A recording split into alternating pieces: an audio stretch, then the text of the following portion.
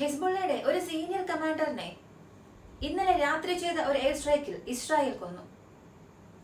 ഈ ഹിസ്ബുള്ളയുടെ വളരെ പ്രധാനപ്പെട്ട കമാൻഡർ മരിച്ചതിനു ശേഷം ഹിസ്ബുള്ളയുടെ ആക്രമണം എന്നത് വളരെ ഭീകരമായി മാറിയിട്ടുണ്ട്.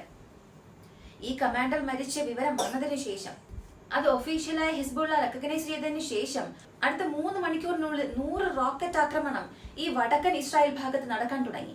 അവിടെ ഒട്ടനവധി നാശനഷ്ടങ്ങൾ ഇസ്രായേലിന് സംഭവിച്ചു.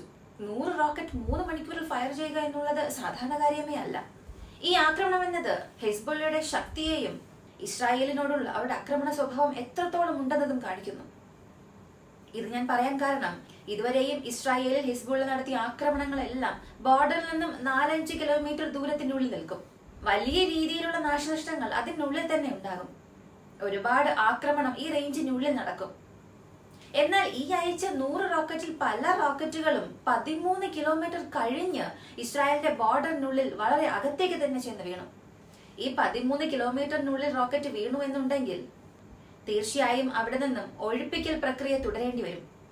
നാളെ ഒരു പ്രശ്നം വന്നാൽ ആ സ്ഥലത്തുള്ള എല്ലാ ജനങ്ങളെയും ഇസ്രായേൽ ഒഴിപ്പിക്കേണ്ട ഒരു അവസ്ഥ വരും. ഇസ്രായേലിന് ഇത് കാരണം ഒരുപാട് പ്രശ്നങ്ങൾ വടക്കൻ ഭാഗത്തുണ്ടാകും. ഇവയെല്ലാം ഈ വീഡിയോയിലൂടെ വളരെ വ്യക്തമായി കാണാം.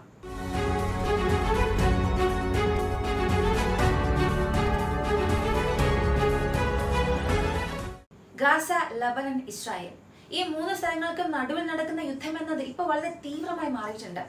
ലബനനുമായി എത്ര തന്നെ നേരിട്ടുള്ള യുദ്ധത്തിന് ഇസ്രായേൽ തയ്യാറായിട്ടില്ല എന്നുണ്ടെങ്കിലും, ഇസ്രായേൽ ആ ഒരു പ്രശ്നം തുടങ്ങി വച്ചില്ല എന്നുണ്ടെങ്കിലും, ഹിസ്ബുള്ള ഇസ്രായേലിനെ എത്രത്തോളം യുദ്ധത്തിലേക്ക് വലിച്ചു കൊണ്ടുവരാൻ കഴിയുമോ അതിനുള്ള ജോലികളെല്ലാം ചെയ്യാൻ തുടങ്ങിയിട്ടുണ്ട്. ഗാസയിൽ ഞങ്ങളുടെ ആക്രമണം ഞങ്ങൾ അവസാനിപ്പിക്കാൻ പോവുകയാണ്. ഗാസയിൽ നിന്ന് ഇസ്രായേൽ സൈന്യം പുറത്തേക്ക് വരേണ്ട സമയം അടുത്തിരിക്കുന്നു. പകരം ഗാസയിൽ നിന്ന് പുറത്തേക്ക് വരുന്ന സൈനികരെ നോർത്തേൺ ഫ്രണ്ടിൽ ഞങ്ങൾ വിന്യസിപ്പിക്കാൻ പോകുന്നു. വടക്കൻ ബോർഡറിൽ ഹിസ്ബുള്ള കാരണം ഇസ്രായേലിന്റെ പരമാധികാരത്തിന് കോട്ടം സംഭവിച്ചിട്ടുണ്ട്. അതിനാൽ വടക്കൻ ഭാഗത്ത് ശ്രദ്ധ കേന്ദ്രീകരിക്കാൻ ഞങ്ങളുടെ അടുത്ത പദ്ധതി ഞങ്ങൾ ചെയ്യാൻ തുടങ്ങിയെന്ന് നെതന്യാഹുവിന്റെ ഗവൺമെന്റിന്റെ ഭാഗത്ത് നിന്നും ഒരു അനൗൺസ്മെന്റ് വന്നു. അതനുസരിച്ച് ഈ ഒരു അറിയിപ്പ് വന്ന ആ ഒരു ദിവസം ഗാസയിൽ യാതൊരുവിധ പ്രശ്നവും നടന്നിട്ടില്ല. ഇങ്ങനെ ഒരു അറിയിപ്പ് വന്നതുകൊണ്ട് ഹിസ്ബുള്ളയും ഇസ്രായേലിന്റെ ഭാഗത്ത് വടക്കൻ ഭാഗത്ത് അന്നത്തെ ദിവസം യാതൊരു ആക്രമണവും നടത്തിയില്ല. എന്നാൽ പെട്ടെന്ന് ഖാൻ യൂനിസ് ഭാഗത്തും സെൻട്രൽ ഗാസ ഭാഗത്തും വീണ്ടും അവർ ലക്ഷ്യമിട്ട് ആക്രമിക്കാൻ തുടങ്ങി. പ്രധാനമായും അവർ നടത്തിയ എയർ സ്ട്രൈക്കിൽ ഗാസയ്ക്കുള്ളിൽ ഒരേ കുടുംബത്തിലെ 9 പേർ ഉൾപ്പെടെ 12 പേർ ആ ഒരു സ്ട്രൈക്കിൽ തന്നെ കൊല്ലപ്പെട്ടു. ഇതിനുശേഷം ഹിസ്ബുള്ളയുടെ ആക്രമണം എന്നത് തീവ്രമാകാൻ തുടങ്ങി. ഇങ്ങനെ ഹിസ്ബുള്ളയുടെ ആക്രമണം മനസ്സിലാക്കിയ ഇസ്രായേൽ ഹിസ്ബുള്ളയുടെ മറ്റ് കമാൻഡോസിനെയും അവരുടെ മറ്റുള്ള ആളുകൾ എവിടെയെല്ലാമാണോ ഗ്രൂപ്പായി നിൽക്കുന്നത് ആ സൈനികരുള്ള സ്ഥലത്തെ നോക്കി ലബനനുള്ളിലെ പല കെട്ടിടങ്ങൾ ആക്രമിക്കുന്നു. ഇതിൽ ഹിസ്ബുള്ളയ്ക്കും ചില മരണങ്ങൾ സംഭവിച്ചു. അതുപോലെ പകരം ഹിസ്ബുള്ളയും ഇസ്രായേലിന്റെ പൊസിഷൻസിൽ ഒരു ഡ്രോൺ സ്ട്രൈക്ക് നടത്തി. ഈ ഡ്രോൺ സ്ട്രൈക്കിൽ ഒരുപാട് ഇസ്രായേലിന്റെ സൈനികർക്ക് പരിക്ക് സംഭവിച്ചതായി ഇസ്രായേൽ തന്നെ പറഞ്ഞു. എന്നാൽ ഹിസ്ബുള്ള പറഞ്ഞത് ഇല്ല, ഇതിൽ കുറഞ്ഞത് 3 അല്ലെങ്കിൽ 5 ഇസ്രായേലുള്ള സൈനികർ അവിടെ തന്നെ മരിച്ചിരിക്കാനുള്ള സാധ്യതയുണ്ട്. ഇസ്രായേൽ ഇതിന്റെ കണക്ക് മറച്ചു വെക്കുകയാണെന്ന് പറഞ്ഞു. എന്നാൽ ഇതെല്ലാം ആ ഒരു അറിയിപ്പിന് ശേഷം ഗാസയിൽ നിന്നും ഇസ്രായേൽ പുറത്തേക്ക് വരുന്നു എന്നൊരു അറിയിപ്പ് കൊടുത്തിട്ട് വീണ്ടും ഇസ്രായേൽ ഒരു അറ്റാക്ക് നടത്തി. അപ്പോൾ മുതൽ ഹിസ്ബുള്ളയുടെ ആക്രമണവും കൂടാൻ തുടങ്ങി. ഓരോ തവണയും ഗാസയ്ക്കുള്ളിൽ ഇസ്രായേലിന്റെ ആക്രമണം നടക്കുമ്പോഴും ഹിസ്ബുള്ള വളരെ തീവ്രമായി ഇസ്രായേലിന്റെ ഭാഗങ്ങളെ ആക്രമിക്കാൻ തുടങ്ങി. പ്രധാനമായും ആ 75 റോക്കറ്റ് അറ്റാക്ക് ഞാൻ പറഞ്ഞിരുന്നു. അതായത് ഒറ്റ രാത്രിയിൽ ഇസ്രായേലിന്റെ ആക്രമണത്തിന് പകരം വീട്ടുന്ന രീതിയിൽ അത്രത്തോളം വലിയൊരു ആക്രമണം ഹിസ്ബുള്ള ചെയ്തു എന്ന്. ഇതിലും വലിയൊരു കാര്യം ഇസ്രായേൽ ചെയ്തു. ഒക്ടോബർ 8-ാം തീയതി മുതൽ ഹിസ്ബുള്ളയ്ക്കും ഇസ്രായേലിനും ഇടയിൽ പ്രശ്നം പോവുകയാണ്. ഇതിൽ 357 ഹിസ്ബുള്ളയുടെ സൈനികർ, പല പ്രധാനപ്പെട്ട കമാൻഡോസ്, ഇങ്ങനെ ഒരുപാട് പേരെ ഹിസ്ബുള്ളയ്ക്ക് നഷ്ടമായി. ഹൈ റാങ്കിലുണ്ടായിരുന്ന ഹിസ്ബുള്ളയുടെ കമാൻഡോസ് ഇസ്രായേലിന്റെ ആക്രമണത്തിൽ മരിച്ചു. കഴിഞ്ഞ ജൂൺ മാസം തല്ലബ് അബ്ദുള്ള എന്ന അവരുടെ സീനിയർ കമാൻഡർ, ഹിസ്ബുള്ള ഓർഗനൈസേഷനിലുള്ള വളരെ പ്രധാനപ്പെട്ട സീനിയർ കമാൻഡറെ ഇതേ ലബനിൽ വെച്ച് ഒരു എയർ സ്ട്രൈക്ക് നടത്തുകയും ഇസ്രായേൽ കൊല്ലുകയും ചെയ്തു. ഇപ്പോൾ അദ്ദേഹത്തിന്റെ ഗ്രേഡിലുള്ള മറ്റൊരു കമാൻഡർ മുഹമ്മദ് നിമാൻ നസർ, ഇദ്ദേഹത്തിന്റെ മറ്റൊരു പേര് ഹജ് അബു നമി, ഇദ്ദേഹത്തിന് ഇന്നലെ നടന്ന എയർ സ്ട്രൈക്കിൽ ഇസ്രായേൽ കൊന്നു. ഇങ്ങനെ ഒരു ആക്രമണം നടത്തിയതിനു ശേഷം ഇസ്രായേൽ ഔദ്യോഗികമായി ഒരു അറിയിപ്പ് കൊടുത്തു: നമ്മുടെ ശത്രുക്കളിലെ മറ്റൊരാളെയും നമ്മൾ ഇല്ലാതാക്കി. ലബനന് വലിയൊരു മുന്നറിയിപ്പ് നൽകുന്നു. ഹിസ്ബുള്ളയെ നിങ്ങൾ കൺട്രോൾ ചെയ്തില്ല എന്നുണ്ടെങ്കിൽ തീർച്ചയായും നിങ്ങൾ എത്രത്തോളം പുറകിലേക്കാക്കാൻ കഴിയുമോ അതിനായിട്ടുള്ള എല്ലാ ജോലികളും ഞങ്ങൾ ചെയ്യുമെന്ന് ഔദ്യോഗികമായി ലബനനിൽ ഇസ്രായേൽ ഒരു മുന്നറിയിപ്പ് കൊടുത്തു. ഉടനെ അടുത്ത ചില മിനിറ്റിൽ തന്നെ ഹിസ്ബുള്ളയുടെ ടെലഗ്രാം ചാനൽ, അവരുടെ മീഡിയ ഔട്ട്ലെറ്റ്സ്, അതിൽ ഒരു അറിയിപ്പ് വരുന്നു. അതെ, ഞങ്ങളുടെ പ്രധാനപ്പെട്ട കമാൻഡറെ ഞങ്ങൾ നഷ്ടപ്പെടുത്തി. ഇസ്രായേലിന്റെ സ്ട്രൈക്കിൽ നമ്മൾ നഷ്ടപ്പെടുത്തി. ഈ ദിവസം നമുക്ക് വേദനാജനകമായ ഒരു ദിവസം തന്നെയാണ്. എന്നാൽ ഇവയ്ക്കെല്ലാം ഇസ്രായേൽ മറുപടി നൽകണം എന്ന് പറഞ്ഞ് അടുത്ത ഘട്ട അറ്റാക്കിന് അവർ ഉടൻ തന്നെ തയ്യാറാകുന്നു. ഈ ഒരു സ്ട്രൈക്ക് അവസാനിച്ച അടുത്ത ചില മണിക്കൂറിനുള്ളിൽ ഇസ്രായേലിനെ നോക്കി ലബനനിൽ നിന്നും 100-ൽ കൂടുതൽ ഖദീഷ റോക്കറ്റ് ഇസ്രായേലിന്റെ ഫോഴ്സസിനെ നോക്കി പാഞ്ഞു വരാൻ തുടങ്ങി. ഇതിൽ പ്രധാനപ്പെട്ട കാര്യം റഷ്യ ഉക്രൈൻ യുദ്ധത്തിൽ നമ്മൾ കണ്ടിട്ടുണ്ടാകും. ഉക്രൈന്റെ എനർജി ഗ്രിഡ്സ് എല്ലാം റഷ്യ ലക്ഷ്യമിട്ട് നശിപ്പിക്കുന്നു. ഈ പവർ സപ്ലൈ നശിപ്പിക്കണം, പവർ സപ്ലൈ ഉക്രൈന് കിട്ടാൻ പാടില്ല എന്ന് പറഞ്ഞ് ആ ഒരു ഭാഗത്തെ ലക്ഷ്യമിട്ട് റഷ്യയുടെ അറ്റാക്ക് കൂടിക്കൊണ്ടിരുന്നു. റഷ്യയുടെ ഈ എനർജി ഗ്രിഡ് അറ്റാക്കിന് ഉക്രൈനെ കൊണ്ട് തടയാനേ സാധിച്ചില്ല. അതേ മെത്തേഡാണ് ഇന്നലെ ഇസ്രായേലിനെതിരെ ഹിസ്ബുള്ളയും ചെയ്തത്.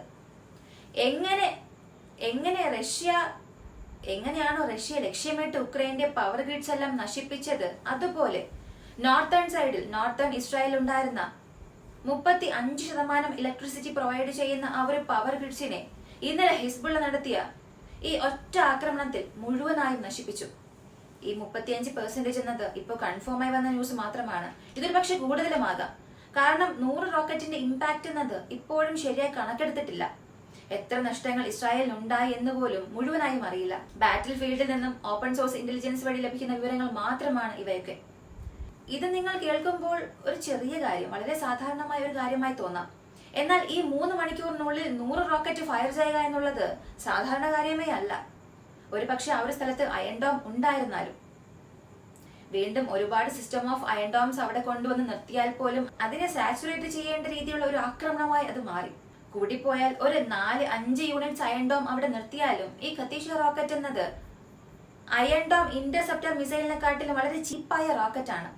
ഈ ചീപ്പായ റോക്കറ്റിനെ എതിർത്ത് ഇസ്രായേലിന്റെ അയൺ ഡോം മിസൈൽസ് അവർ ഉപയോഗിക്കുകയാണെങ്കിൽ അത് ഇസ്രായേലിന് വലിയ നഷ്ടമായി മാറും. ഒരു ചെറിയ അറ്റാക്ക് പ്ലാൻ ചെയ്താണ് 100 കണക്കിന് റോക്കറ്റ് ഹിസ്ബുള്ള ഇസ്രായേലിലേക്ക് വീശിയത്. അതേസമയം അയൺ ഡോമിനെ സാച്ചുറേറ്റ് ചെയ്യണം എന്ന ഉദ്ദേശത്തോടു കൂടി അവർ ആക്രമണം നടത്തിയാൽ തീർച്ചയായും ഇതിനേക്കാളും കൂടുതൽ വലിയ റോക്കറ്റ്സ് ഇസ്രായേലിനെ നോക്കി ഹിസ്ബുള്ളക്ക് അയക്കാൻ സാധിക്കും. ഒരു ചെറിയ ആക്രമണം പദ്ധതിയിട്ടാണ് 100 കണക്കിന് റോക്കറ്റ്സ് ഹിസ്ബുള്ള ഇസ്രായേലിലേക്ക് വീശിയത്. അതേസമയം അയൺ ഡോമിനെ സാച്ചുറേറ്റ് ചെയ്യണം എന്ന ഉദ്ദേശത്തോടു കൂടി അവർ ആക്രമണം നടത്തിയാൽ തീർച്ചയായും ഇതിനേക്കാളും വലിയ റോക്കറ്റ്സ് ഇസ്രായേലിനെ നോക്കി ഹിസ്ബുള്ളക്ക് അയക്കാൻ സാധിക്കും. ഇപ്പോ ഇതിന് ഔദ്യോഗികമായി ഇസ്രായേലിന്റെ ഭാഗത്ത് നിന്ന് യാതൊരു അറിയിപ്പ് വന്നിട്ടില്ല. പകരം ഇസ്രായേലിനുള്ളിൽ തന്നെ ഒരുപാട് പ്രശ്നങ്ങൾ നടക്കുന്നുണ്ട്. എതിർ കക്ഷിയിലുള്ളവരെല്ലാം നെതന്യാഹുവിനെതിരായി സംസാരിച്ചു തുടങ്ങിയിട്ടുണ്ട്. ഒരുപാട് കാര്യങ്ങൾ ചെയ്യാനും തുടങ്ങിയിട്ടുണ്ട്. ഇന്നലെ ഇസ്രായേലിൽ ഒരു ഷോപ്പിംഗ് മാളിൽ നടന്ന സംഭവം, ഇസ്രായേലിന്റെ 2 സൈനികർ നിൽക്കുമ്പോൾ പാലസ്തീനിലുള്ള ഒരു വ്യക്തി വന്ന് അതിലെ ഒരു സൈനികനെ കത്തിയെടുത്ത് കുത്തി. ഇത് കണ്ട് കൂടെ നിന്ന സൈനികൻ ആ കത്തി കൊണ്ട് കുത്തിയാളെ വെടിവെച്ചോടെ തന്നെ കൊല്ലുന്നു. കുത്തേറ്റ സൈനികനും മരിക്കുന്നു. ഇതിനെക്കുറിച്ച് ഇസ്രായേൽ ഔദ്യോഗികമായി ഒരു അറിയിപ്പ് കൊടുത്തു. ഇപ്പോ ഇസ്രായേലിനുള്ളിൽ തന്നെ ഒരുപാട് പ്രശ്നങ്ങൾ കൂടിക്കൊണ്ടിരിക്കുന്നത് കൊണ്ട് നെതന്യാഹുവിന്റെ സ്വാധീനം എന്നത് അവിടെ പതിയെ പതിയെ കുറഞ്ഞു വരുന്നുണ്ട്. എല്ലാവരും പറയുന്നത് എങ്ങനെയെങ്കിലും ഗാസയിലുള്ള പ്രശ്നത്തെ അവസാനിപ്പിക്കണം. കാരണം ഇസ്രായേലിനെ സംബന്ധിച്ച് അടുത്ത ചില ദിവസത്തിൽ ആംസ് ഷോർട്ടേജ് ഉണ്ടാകുമെന്ന് ഇസ്രായേലിലുള്ള ഒരുപാട് കമാൻഡേഴ്സ് തന്നെ പറയാൻ തുടങ്ങി. അടുത്ത് ഒരു 10,000 സൈനികരെ ആവശ്യമാണ്. 2 ഫ്രണ്ട് ലൈനും ശ്രദ്ധിക്കണമെന്നുണ്ടെങ്കിൽ ഗാസ, ലബനൻ ഈ 2 ഫ്രണ്ടും ഇസ്രായേലിന്റെ സൈനികർക്ക് ഒരേ സമയം ശ്രദ്ധിക്കണമെന്നുണ്ടെങ്കിൽ വീണ്ടും 10,000 സൈനികരെങ്കിലും ഇസ്രായേലിന് ആവശ്യമാണ്. എന്നാൽ ഇതിനെ ഒരുപാട് പേർ കാണുന്നത് ഇല്ല, ഇസ്രായേലിന് ആയുധത്തിന്റെ ക്ഷാമം വരാൻ യാതൊരു സാധ്യതയുമില്ല. ഒരുപക്ഷെ ആരെങ്കിലും അങ്ങനെ ഒരു ചിന്തയിലാണെങ്കിൽ ഇപ്പൊ തന്നെ അത് മാറ്റുക. കാരണം അമേരിക്ക എന്ന ഒരു നാടുള്ളതുവരെയും ബ്രിട്ടൻ, യൂറോപ്യൻ നാടുകൾ ഉള്ളതുവരെയും ഇസ്രായേലിന് ഈ അമുനേഷൻ ഷോർട്ടേജ് ഒരിക്കലും വരില്ല. ബാക്ക് എൻഡിൽ നിന്ന് അവർ വീണ്ടും ആവശ്യമായ സഹായം ഇസ്രായേൽ നൽകിക്കൊണ്ടിരിക്കുകയാണ്. അതുപോലെ ഹെസ്ബുള്ളയ്ക്കും ഈ അമുനേഷൻ ഷോർട്ടേജ് വരാനുള്ള സാധ്യത കുറവാണ്. കാരണം അവർ ഫയർ ചെയ്യുന്നതെല്ലാം വില കുറവുള്ള മിസൈൽസും റോക്കറ്റ്സുമാണ് ഇസ്രായേലിനെ നോക്കി ഉപയോഗിക്കുന്നത്. അങ്ങനെ നോക്കിയാൽ ഇപ്പോൾ ലബനൻ, ഇറാഖ്, സിറിയ, ഇറാൻ ഇവരെല്ലാവരും ഹെസ്ബുള്ളയ്ക്ക് പുറകിലുണ്ട്. പല ലക്ഷക്കണക്കിന് ആയുധങ്ങൾ, ടൺ കണക്കിന് വെടിമരുന്നുകൾ എല്ലാം ഹെസ്ബുള്ളയ്ക്ക് ബാക്കപ്പ് കൊടുക്കാനായി ഈ എല്ലാ നാടുകളും തയ്യാറാണ്. ഒരു ഭാഗത്ത് ഇസ്രായേൽ ഗാസയിൽ ആക്രമണം നടത്തുന്ന അതേസമയം ഇസ്രായേലിനെ ഹിസ്ബുള്ള നോർത്തേൺ ഭാഗത്ത് വെച്ച് ആക്രമിക്കാൻ തുടങ്ങി. അതും എപ്പോഴും ഇല്ലാത്ത രീതിയിൽ ഹെസ്ബുള്ളയുടെ അറിയിപ്പ് ഇത്തവണ വളരെ വ്യക്തമാണ്. ഗാസയിൽ നീ പ്രശ്നം അവസാനിപ്പിക്കുന്നത് വരെയും നിന്റെ ഭാഗത്തുള്ള എന്റെ പ്രശ്നം ഒരിക്കലും അവസാനിക്കുകയില്ല എന്ന് വളരെ വ്യക്തമായി ഒരു അറിയിപ്പ് കൊടുത്തു. ഇസ്രായേലിന്റെ മിനിസ്ട്രി ഓഫ് ഡിഫൻസും ഇന്നലെ ലബനന് ഒരു മുന്നറിയിപ്പ് കൊടുത്തു. ഹിസ്ബുള്ളയെ നിങ്ങൾ കൺട്രോൾ ചെയ്ത ബോർഡറിൽ നിന്നും പുറത്താക്കിയില്ല എന്നുണ്ടെങ്കിൽ വീണ്ടും നിങ്ങൾ ശിലായുഗത്തിലേക്ക് തന്നെ പോകാൻ തക്കവണ്ണമുള്ള ഒരു നാശം ഇസ്രായേലിന് നൽകാൻ സാധിക്കുമെന്ന് ഇൻഡയറക്റ്റായി ഒരു മുന്നറിയിപ്പ് ലെബനന് നൽകി. പ്രശ്നങ്ങൾ മധ്യകിഴക്കിൽ അധികമായിക്കൊണ്ടിരിക്കുകയാണ്. ഇസ്രായേൽ രണ്ട് ഫ്രണ്ട് വാറിന്റെയും വളരെ അടുത്ത് നിൽക്കുകയാണ്. ഈ ഒരു വീഡിയോയെ കുറിച്ചുള്ള നിങ്ങളുടെ അഭിപ്രായം എന്താണ്? പ്രധാനമായും 100 കണക്കിന് റോക്കറ്റ്സ് ഇസ്രായേലിലേക്ക് ഹിസ്ബുള്ള ഫയർ ചെയ്തിട്ടുണ്ട്. ഇത് കമാൻഡറിന്റെ മരണത്തിന് പ്രതികാരം വീട്ടാൻ വേണ്ടി മാത്രമാണോ ചെയ്തത്, അല്ലെങ്കിൽ ഇതിന് പുറകിൽ മറ്റെന്തെങ്കിലും കാരണമുണ്ടോ? നിങ്ങൾ എന്ത് ചിന്തിക്കുന്നു എന്നുള്ളത് കമന്റിൽ പറയുക. ആയുധക്ഷാമം ഇസ്രായേലിനാണോ ആദ്യം വരിക, ഹിസ്ബുള്ളയ്ക്കാണോ ആദ്യം വരിക? 2ാം ലോക മഹായുദ്ധത്തിന് ശേഷം റഷ്യ ഉക്രൈൻ പ്രശ്നത്തിലായിരിക്കും ആദ്യത്തെ അണുവായുധം പൊട്ടിത്തെറിക്കാൻ പോകുന്നത് എന്ന് ചിന്തിക്കുമ്പോൾ ഒരു പക്ഷേ ഇസ്രായേൽ അണുവായുധം ഉപയോഗിക്കാനുള്ള സാധ്യത വരുമോ? അവർ അങ്ങനെയുള്ള നിർബന്ധത്തിലേക്ക് തള്ളപ്പെടുമോ? നിങ്ങളുടെ അഭിപ്രായം കമന്റിൽ പറയുക.